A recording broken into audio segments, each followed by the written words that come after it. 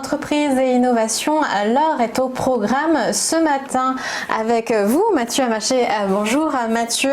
Bonjour. Vous êtes courtier en métaux précieux et cambiste au change de la bourse, tout près de chez nous à Paris. Alors à quoi peut servir l'or au change de la bourse? Vous proposez de vendre l'or en revendant des bijoux, des lingots, mais aussi d'en acheter. Est-ce que c'est rentable d'investir dans l'or ou est-ce que c'est une valeur refuge comme on l'appelle souvent? Alors quand on parle de l'or ou de l'investissement en métaux précieux, on ne parle pas de rentabilité, on ne parle pas de rendement, on parle avant tout de protection du capital. Donc une personne qui vient acheter de l'or chez Change de la Bourse ou chez Godot et Fils, c'est une personne qui a un objectif long terme pour son épargne et qui souhaite décorréler ses économies de la monnaie et du système bancaire. Mais ça veut dire aussi que par rapport à un investissement comme l'immobilier ou des obligations, il ne va pas y avoir de rente régulière parce que l'argent, l'or ne va pas produire des rentes. Alors le principal intérêt pour l'investissement en or, c'est sa liquidité et sa mobilité. Lorsque vous achetez un bien immobilier, il y a tout un tas de procédures, vous devez passer devant un notaire, vous devez trouver une agence, vous devez trouver des acheteurs ou même des vendeurs si vous achetez. Les obligations, elles sont très peu accessibles et aujourd'hui offrent justement très peu de rendement. L'or, c'est la propriété privée, l'or c'est la liberté. Vous pouvez vous déplacer avec votre or partout en France, voire même partout dans le monde. Exact. Il n'y a pas de frontière pour l'or. Ce n'est pas un marché national, c'est un marché international et c'est un métal d'égalité. On va peut-être revenir sur les niveaux de marché de l'or parce qu'il est quand même à son plus haut niveau, au-delà de 1500 $ l'once. Est-ce que vous voyez encore une hausse éternelle ? Alors une hausse éternelle, je suis incapable de vous répondre, c'est un thème qui est beaucoup trop vaste pour moi.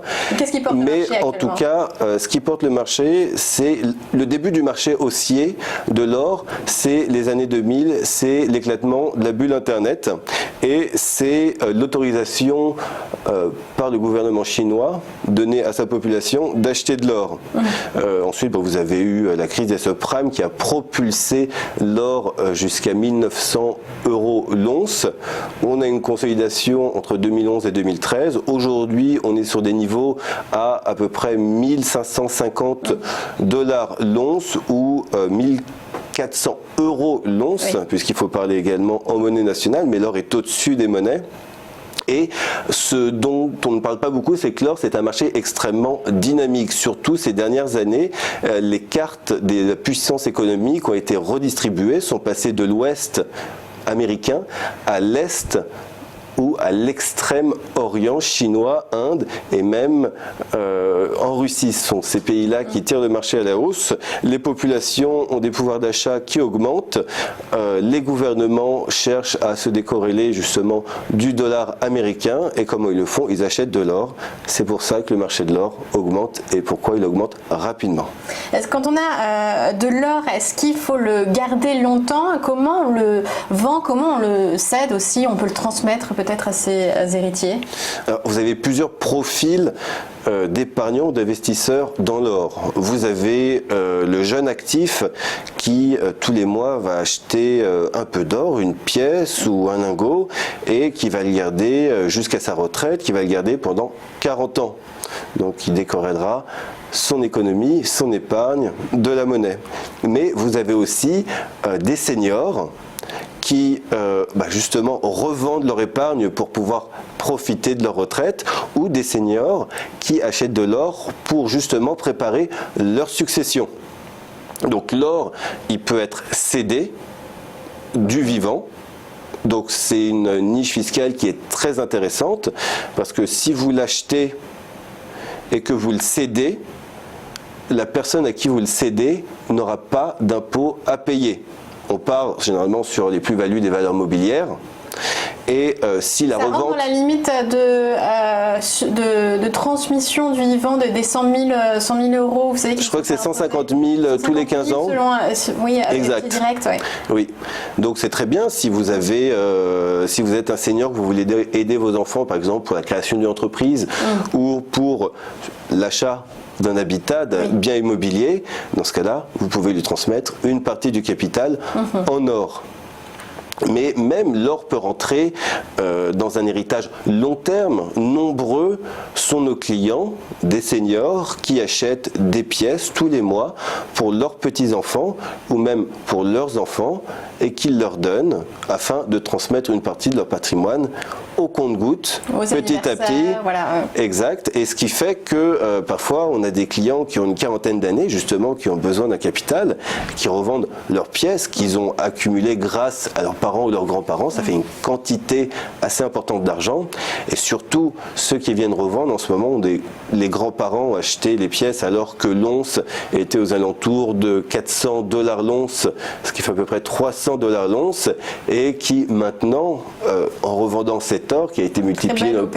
Très belle opération, exact. Alors votre deuxième activité, c'est le rachat de métaux et bien souvent le rachat de bijoux aussi. Qu'est-ce qu'on peut espérer de la revente de bijoux? Comment d'ailleurs vous estimez le montant? Alors, on estime le montant des bijoux à son titre, c'est-à-dire à la quantité d'or qui est contenue dans le bijou, mais également à son poids. Donc on a différentes techniques pour connaître la teneur en or d'un bijou. On peut le faire sonner et suivant la réponse, suivant le son, suivant les vibrations qu'il émet, on saura quelle est la quantité, quel est le titre, la teneur d'or du bijou. On peut le tester également avec des acides. Donc c'est une opération d'oxydoréduction avec des acides qui réagissent avec tous les métaux sauf l'or, ou la manière un peu plus moderne, c'est d'utiliser un spectromètre qui va sonder grâce à une émission électromagnétique l'intérieur du bijou et qui va nous donner la teneur précise de chaque métaux à l'intérieur du bijou. On peut comme ça en déduire le titre. Bon, la plupart du temps, le titre d'un bijou en France, c'est 18 carats. Donc ça veut dire qu'il y a 75% d'or à l'intérieur du bijou. Donc l'or étant un métal ductible, on a besoin de l'allier avec un autre métal pour le rendre plus résistant. Des bijoux en 14 carats, 50%, mais vous avez des bijoux par exemple qui ont été... Il y a un montant qui est attribué en fonction du titre. Et le montant se fait en fonction de la valeur de marché de l'or. On va parler aussi de votre dernière activité, bureau de change. Vous vendez et vous achetez des devises. Comment vous déterminez le prix d'achat et de vente par rapport au taux de change? Parce qu'on sait que ce n'est pas exactement le même qu'on peut retrouver en général dans les bureaux de change. Oui, on est assez large dans notre activité de fiducie et nous essayons d'offrir aux clients le meilleur service pour leur change de devise en leur promettant les meilleurs prix. Donc ça fait 6 ans, presque 7 ans que la société existe et on a réussi à déjà prendre beaucoup de parts de marché. On travaille avec les agences de voyage qui veulent offrir un service à leurs clients. On travaille en marque blanche et on travaille directement avec tout le monde qui part justement en vacances. Vous avez une enseigne dans la rue et puis exact. Vous êtes ouvert. Les clients peuvent venir en agence ou ils peuvent commander s'ils n'ont pas la possibilité de venir en agence, s'ils n'habitent pas à Paris. Ils ont la possibilité de commander sur notre site internet. Donc on a des process qui sont parfaitement rodés. On leur envoie la monnaie papier par l'intermédiaire d'une société spécialisée leur devise qui réceptionne en main propre.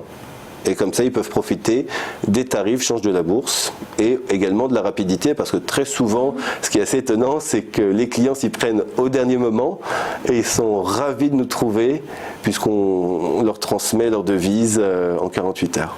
Partout en France. Et alors selon le taux de change, quelle est la monnaie en ce moment sur laquelle vous avez, on peut faire une belle opération, c'est-à-dire que vous avez un prix en tout cas d'achat compétitif? Alors, en ce moment, j'encourage les gens qui nous regardent à partir en Chine, puisque le prix du yuan chinois est extrêmement compétitif. Je crois que sur la France, nous sommes ceux qui le vendent au meilleur prix. Donc on aura un très fort pouvoir d'achat sur place.